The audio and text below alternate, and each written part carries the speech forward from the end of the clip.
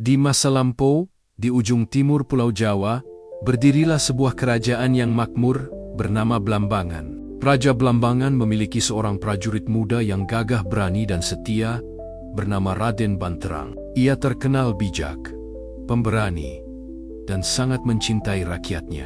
Suatu hari, saat Raden Banterang berburu di hutan dekat sungai besar, ia melihat seorang gadis cantik sedang duduk menangis di tepi air. Gadis itu tampak kebingungan dan ketakutan. Raden Banterang menghampiri dengan lembut.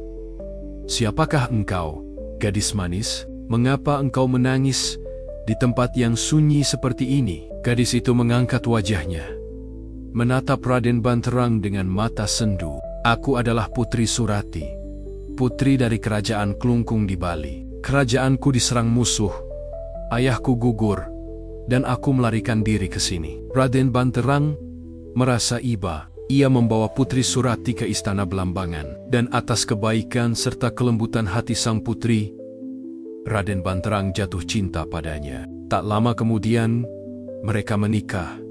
Hari-hari berlalu penuh kebahagiaan. Putri Surati menjadi permaisuri yang anggun dan dicintai rakyat. Namun, kebahagiaan itu tak berlangsung lama. Suatu hari, seorang laki-laki asing datang ke istana. Ia berpakaian lusuh dan berwajah tegas. Setelah menghadap diam-diam, ia berkata kepada Putri Surati, "Putriku, apakah kau masih mengenalku? Aku adalah kakakmu yang selamat dari perang. Aku datang membawa kabar duka dan tugas penting dari arwah ayah kita. Kau harus membalas kematian keluarga kita. Raden Banterang adalah musuh yang telah menghancurkan kerajaan kita." Putri Surati terkejut. "Tidak, Raden Banterang bukan musuhkah? Ia baik hati dan mencintaiku tulus."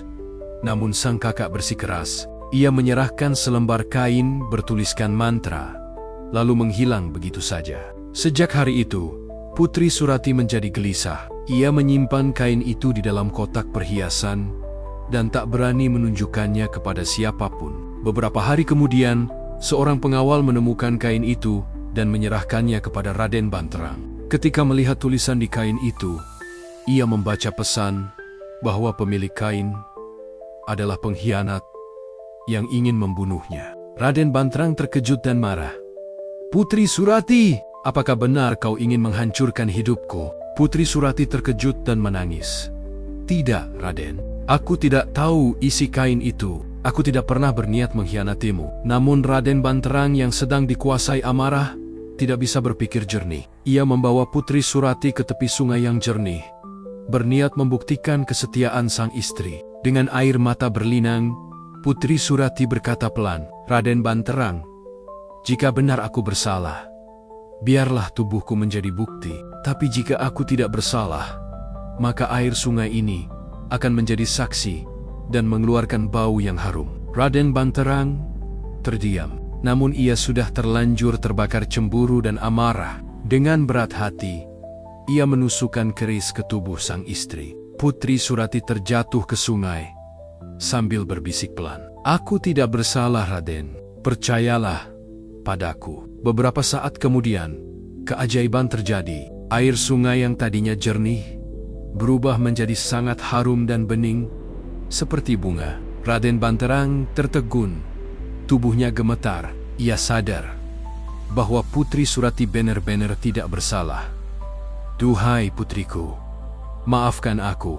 Aku telah buta oleh amarah dan prasangka." Raden Banterang berlutut di tepi sungai, menyesali perbuatannya. Ia bersumpah untuk mengenang kesetiaan Putri Surati dengan nama tempat itu. Sejak saat itu, sungai dan wilayah di sekitarnya dikenal dengan nama Banyuwangi, yang berarti air yang harum dan suci. Raden Banterang hidup dalam penyesalan, tapi kisah cintanya dengan Putri Surati abadi dalam ingatan rakyat. Mereka percaya, setiap kali angin sepoi bertiup di tepi sungai itu, aroma harum bunga yang lembut adalah wangi dari kesetiaan Putri Surati yang suci dan abadi.